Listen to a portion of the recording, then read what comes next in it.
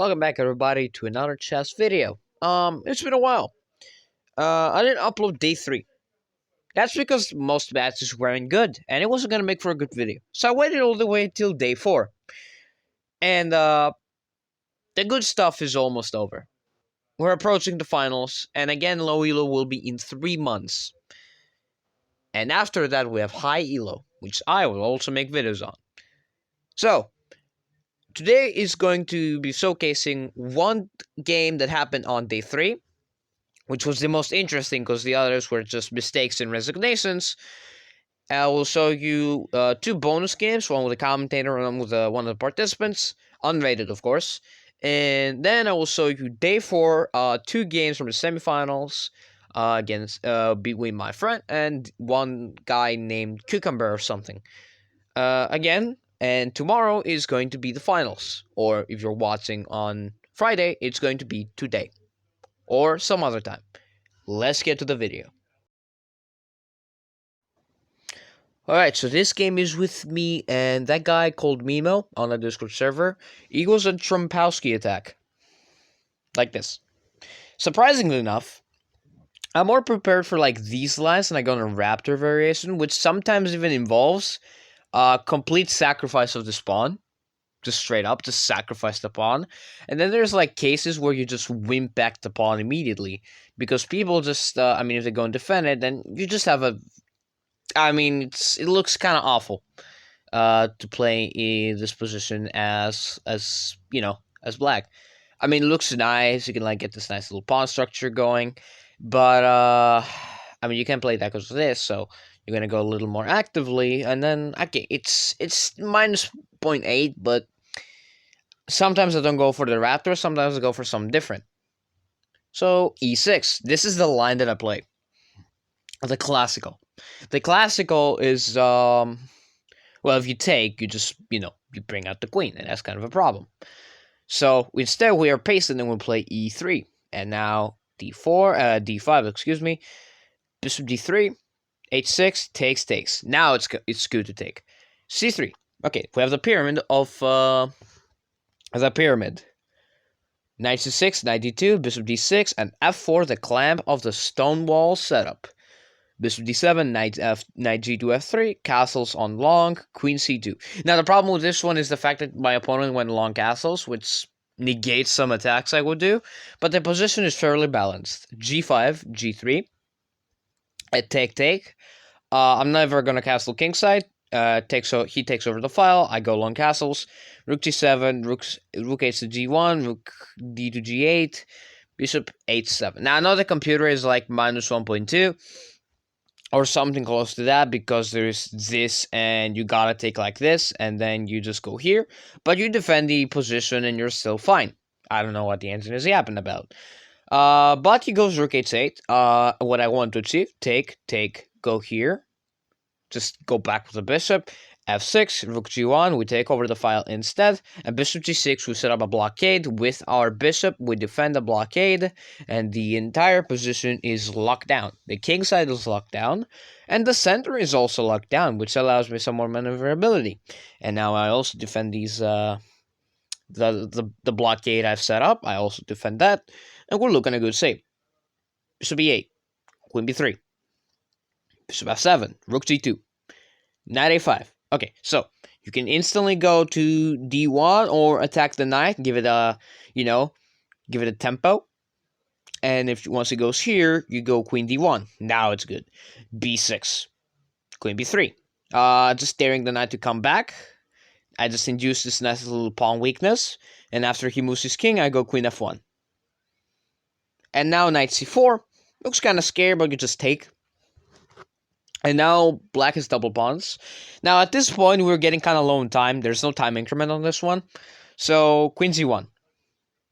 c5. Actually, here he did blunder this, which just wins a rook completely off the bat, like this.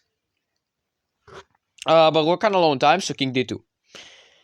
Bishop takes f6, knight takes g6, queen g7, king e2, queen f7. I got blundered a couple times, but the rook didn't die. However, we're getting kind of low in time. That's why the move quality went down significantly. Rook g4. C takes d4, E takes d4, queen e8, queen g2, and a5, queen takes e4 check. By the way, that was possible. Well, you just win a pawn, that's why it's so bad, and it's also a very good pawn. Takes to the queen, and we do it this way, it's still completely fine. Rook e6, and we win a pawn, and then we go here, and then king f3, knight e5, king a7, king e2, b5, king d1, b4, c takes b4, a takes b4, knight f7, and my opponent runs out of time. Okay, so that was the game that I played with the guy. He was 1200. I didn't expect the 1200 to know lots of Trompowsky theory, but yeah, I guess some people learn openings and never play them. Okay, so let me show you his game against somebody in the quarterfinals. Okay, so I guess we're still gonna do this, like guess the elo of the player. Okay, so the guess the elo of the players, and I'll reveal it at the end of this game. So e4, e5, knight f8, knight c6, d4. Scots. Now, what I like to do against the Scots is I like to take, once he takes back, I would just develop the knight, go for this.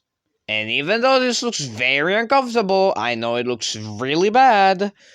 After like just some grab spacing moves. Now I think the point of this is to like after like something normal, you just go here and just hide your king, and eventually you're gonna play like g6 here, and after let's say what tries to kick us out, we're just gonna hide our kings, and then you're gonna have to like I don't know retreat probably, no, not to that square, to this square probably.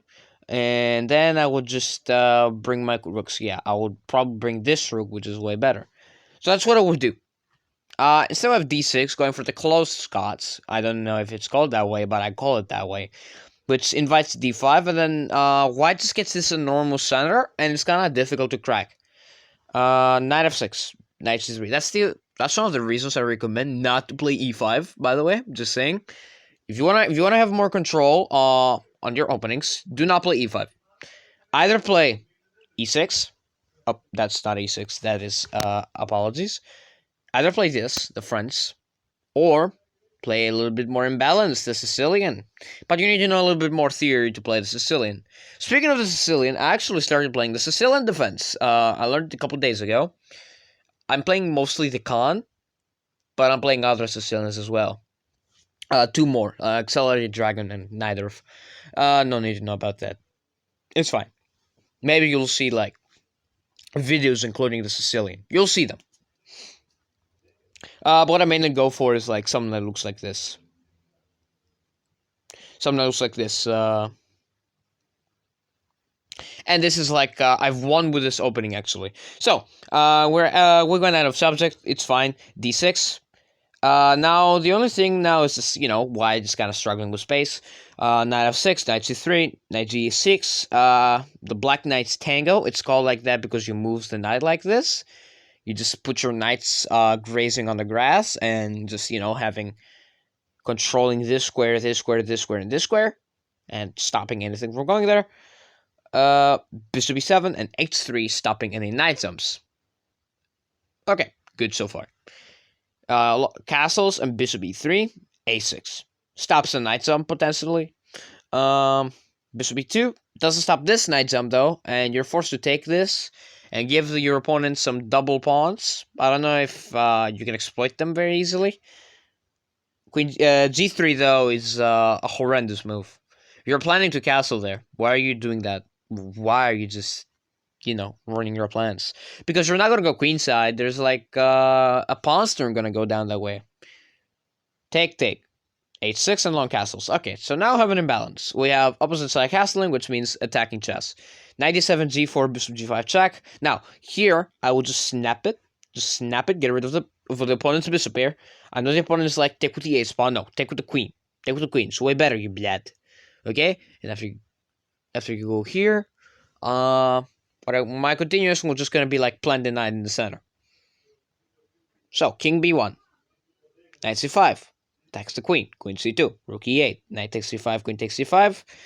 And you have a similar position, but now it's white's move. So that's the funny part. And you can't plop the knight in the center. h4. Queen e5, and that is the start of the disaster because of bishop f3. I mean, that's not the start of the disaster. The start of the disaster starts now. b5. Oof. C takes b5, a takes b5, knight takes b5, rook e7, rook is to g1, rook b8, then knight d4. Plops the knight in the center. Bishop d7. Okay, terrific. Queen c4. The game was lingering on inequality, but now the game is kind of dead because after this move, you can't take this because of this. And you're getting bulldozed after this move because they're gonna play like something like this, and if you like don't do anything, they're just getting in. So knight a4 instead, threatening some stuff. b3, knight c5. Don't have to retreat that knight, it was pinned, but you do you. King c2, and rook b to e8, and a4, knight takes e4, rook d to e1, and queen is to check. Okay. Folks, this is where the turning point of the game is. Now, the only move is to block with a rock, because after this, the queen has to go, and then you just solidify your center. Instead of that, you play bishop g2, and you are losing by a lot. I mean it, you're losing a lot. Because there's just, apart from the free pawns just chilling there, there's this move. Which, if you take this, you just take back, and you got a cocoon, and you're just getting in. Oops, you can't stop this attack. It's kind of impossible. Like, people, they're just going to get in if you just keep pushing your pawns. There's like this, so... And you gotta sack your queen, because if you don't, there's like mate in 3. But queen takes h4 is a free pawn, justified. Takes, and we have a massive exchange, and king d3. Blundering this, and if you take, you win the queen, like so. But if rook takes g4 instead, simplifies further, and this is blunderable. This is very blunderable because white has the more advanced pawns by a tempo, I think.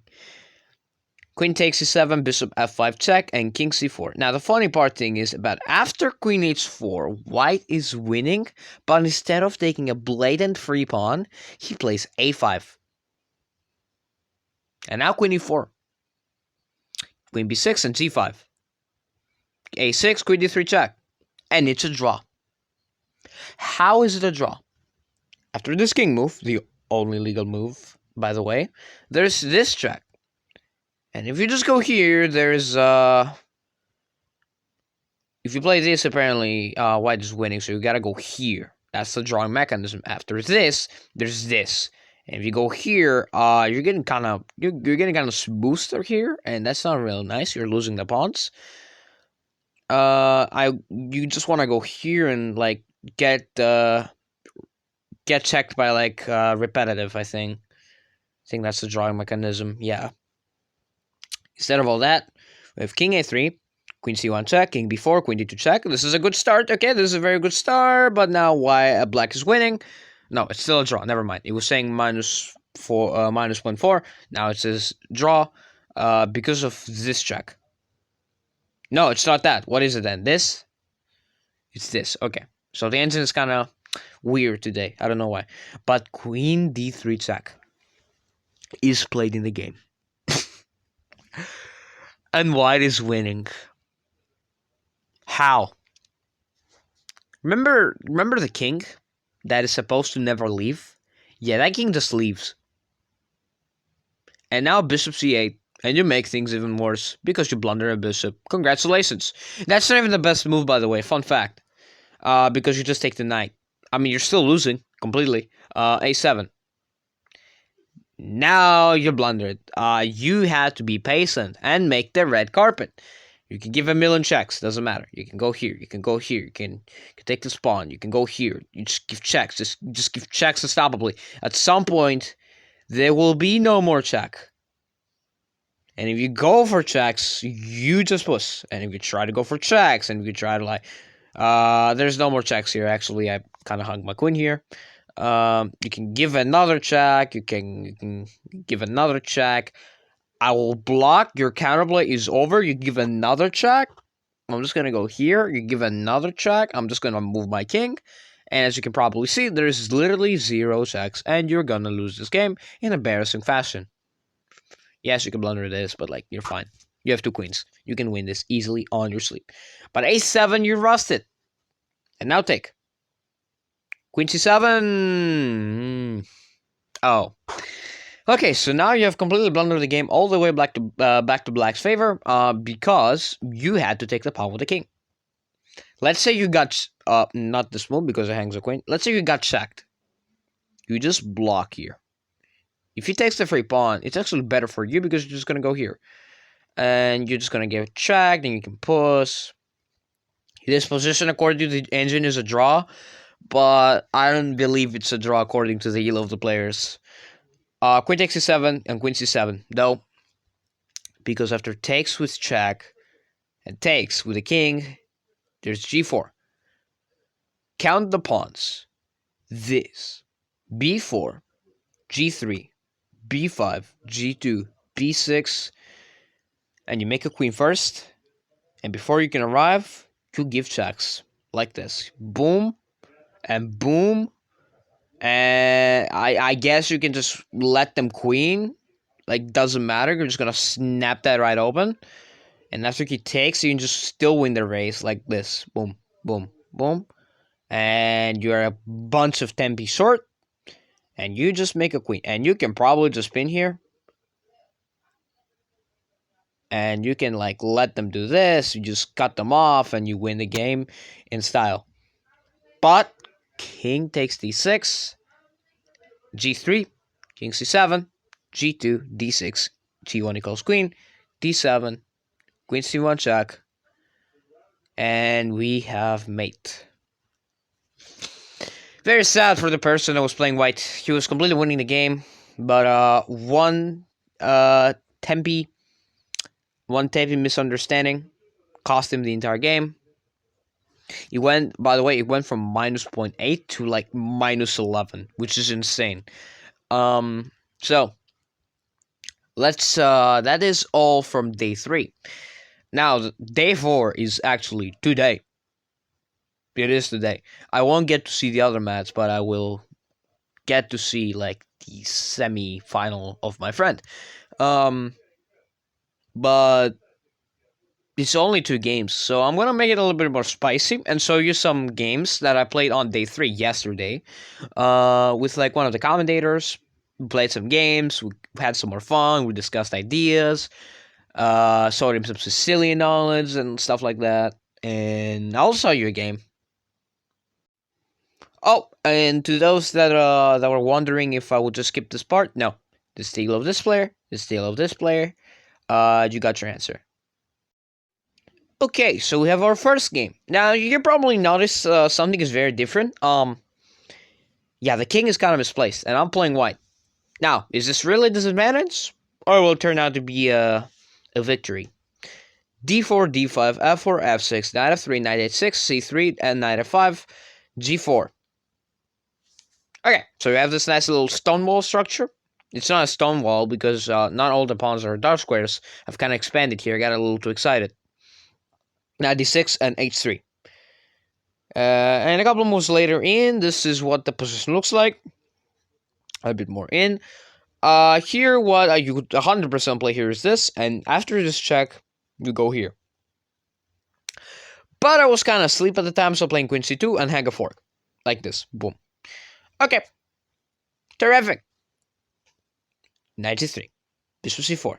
Oh, and by the way, this game was like with one of the commentators as well. He didn't show up for day 4. He certainly showed up for like day 3 and day 2. Knight b5 and rook b8. And knight takes c7. Even though you stopped this fork, there is another idea. But there's this apparently. And after you play this, you can take with the queen. And it's disgusting. That you need to see how the board changes with each move. Rook b8 though takes, and after that there's not that, it was this. And apparently you can't take because of the bishop, so you have to go back and you win a horse. Congrats, you won a horse. Now, of course it didn't happen because I was kind of sleeping, so I went here instead, which is even better of a move. It's still a good move, but Black's completely winning. Queen f7. Blenders the pawn anyway. I mean the knight, sorry. Knight b6, knight takes b6, and his idea was, I'm attacking the bishop. Like, if, let's say you do nothing about this, you just lose a piece.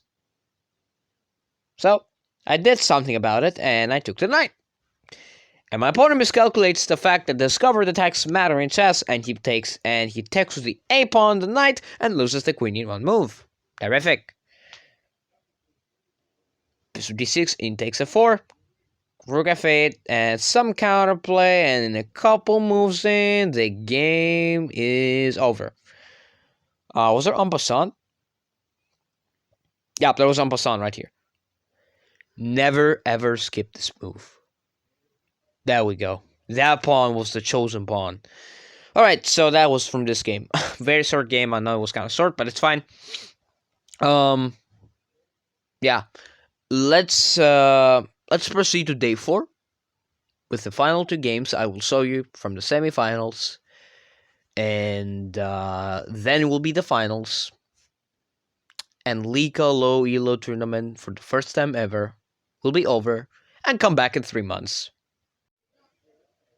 Alright, so this is the game that my friend played. Both people are at the 1000.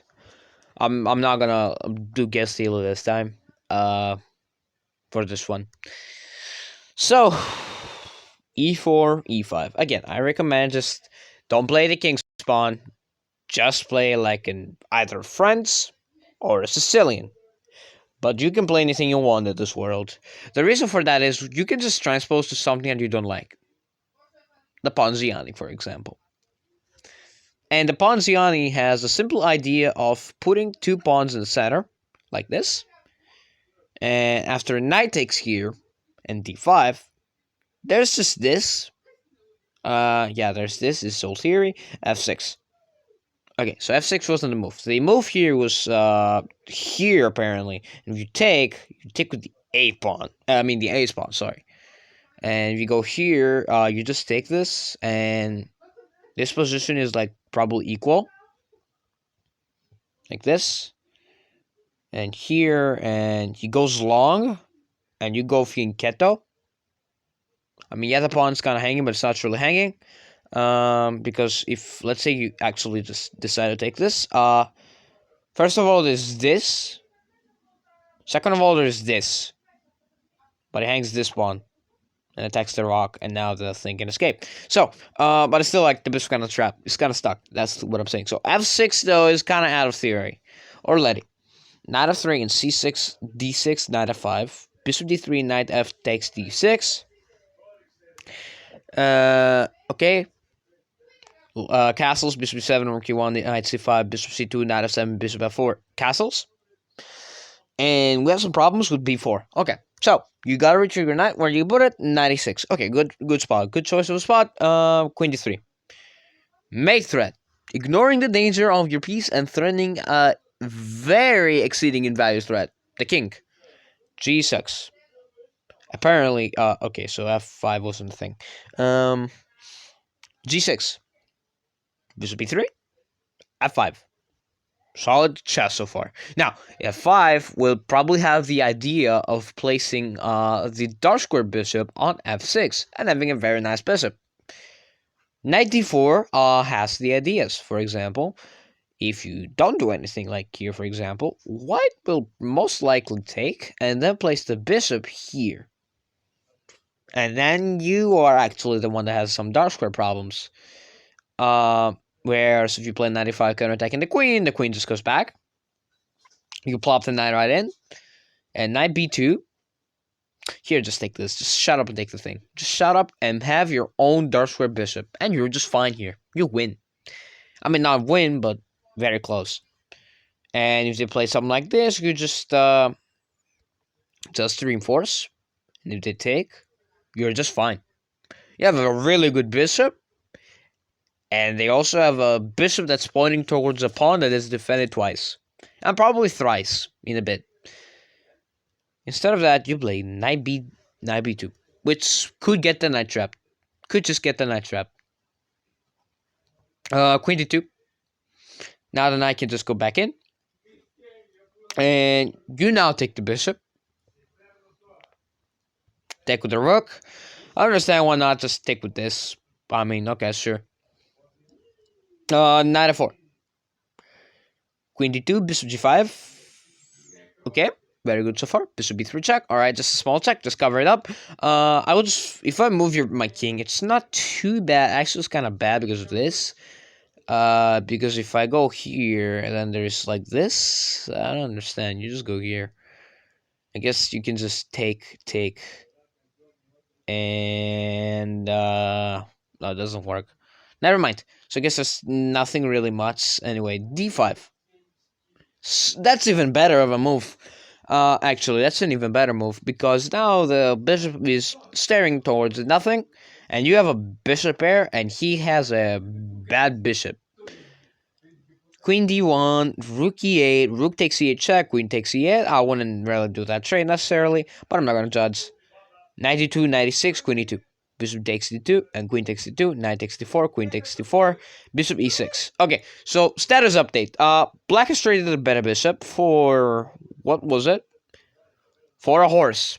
Just a horse. Okay, so we decided to trade our better bishop, which can just dance around the board. I'm gonna show you. For entertainment purposes, you can go here. You can go here. I mean, that hangs a knight. You can go here. You can go here. You can literally traverse the entire board like this. Doesn't matter. And you decide to take it. And now you're left with queen, bishop, rook versus queen, bishop, rook, and pawns. And you have the bad bishop. And soon, White will find a way to trade off the bishop. And you're going to have some disgusting pawns. Rook e1, queen e7. Okay. Queen e5. Rook e8 and c4. Yeah. Unfortunately here, White blunders queen takes b4. Now, I know it says minus 2.7, but the position is very blunderable. C takes d5, and you had to retreat.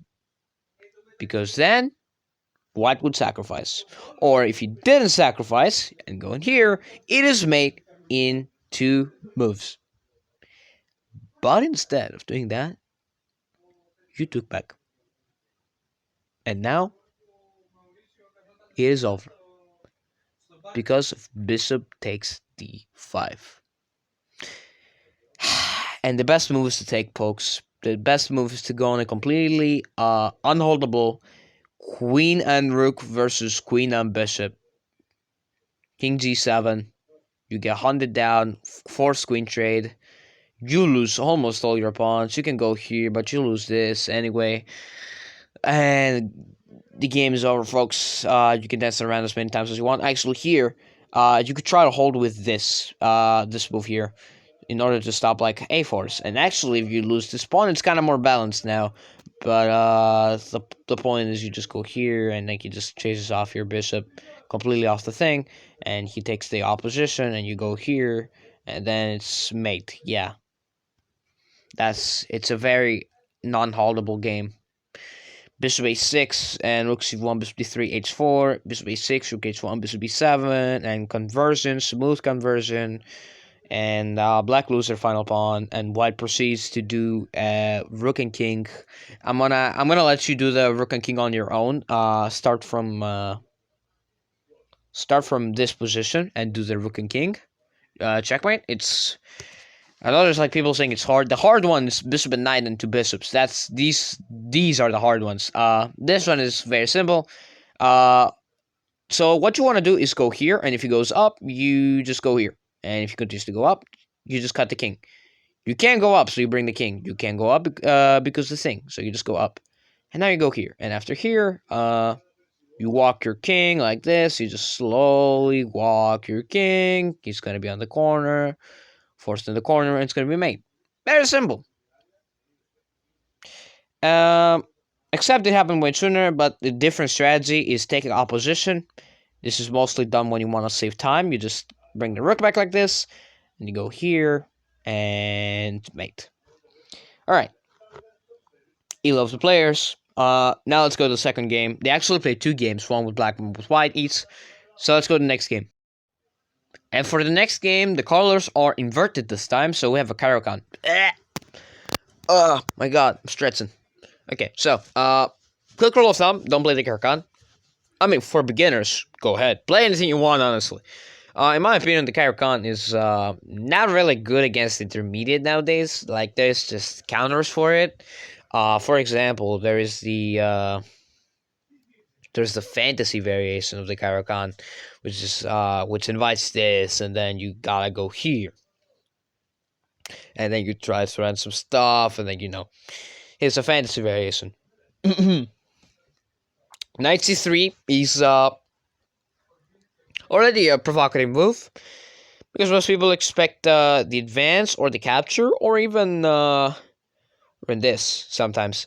But in the advanced variation, there's like the Tal variation, which is if you go for the advanced variation in the Karakhan, play the Tal. Try to learn the Tal variation. It's really fun. I played it like once myself.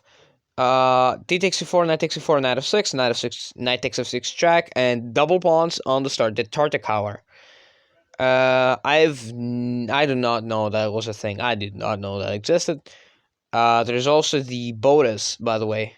There's you can play Bodas impression here, but we don't talk about that. So bishop d6 and bishop e2, castles, bishop b4, bishop b3, rook e8, rook e1, knight d7, knight h4, and this is what the position looks like. I wouldn't do that. Certainly, I will just go h3 here. 9 times out of 10, h3 is going to be a good move. And 1 time out of 10, it's going to be a really bad move because you're probably going to hang like a piece or checkmate. Knight h4, take, and knight f8, knight f5, queen c7, knight takes d6, and queen takes d6, and g3. Now, here's what I'm going to recommend you. 8 times out of 10, if you don't have to, don't play g3 or g6 or b3 or b6. Play the h3. h3 is going to be a way better move because this just looks awful. Look at the light squares around the king. g6 is way more weakening. You can see at the evil bar too. It was 0.4. Now it's 0.04. And now it's 0.2. 0.2. It's a lot. Big difference. 0.20 decimals of difference. 96. C3. I'll just go here. Just go here. Just crash down the thing, okay? Just go here. Here. Okay, you lose a pawn, sure, but you just take. And you win the pawn back. And after that, you just go here. And after that, you just go here. Because that thing is pinned, so if they take you, it's mate. So, anyway, c3, rook e7. Doubles on the bishop. Queen g4, king h8. Rook e1, knight g5, bishop g5, rook takes g1. Okay, so we hang a rook. Boy. How fast did you spend on that move? King g2. F takes c5, queen takes c5, queen d5 check, and it's just clean up. Okay, now the only thing that white is hoping for is a blunder of a back rank mate, and that's not how the game ended. The game ended with g6 and a very swift cleanup. Proceeds to take all the pawns, and white resigns, and my friend did not win this. Unfortunately, luck did not help this time. It was kind of a bad day. It was kind of an awful day today for me. I was putting some hope. It's fine. It's fine though. This thing will just happen again in like 3 months. So now we're moving on to the finals for first place, second place, and for third place, which my friend plays. And I hope he wins this one, honestly. And tomorrow I will show you the finals if they happen. Which they probably will, but hopefully it won't be like very late or very early. If it's very early, it's gonna be a problem, and I can't be showing the games. So that's all for the semifinals. Hope you all had enjoyed this, and I'll see you guys in the finals of the Loyalo Liga Chess Tournament.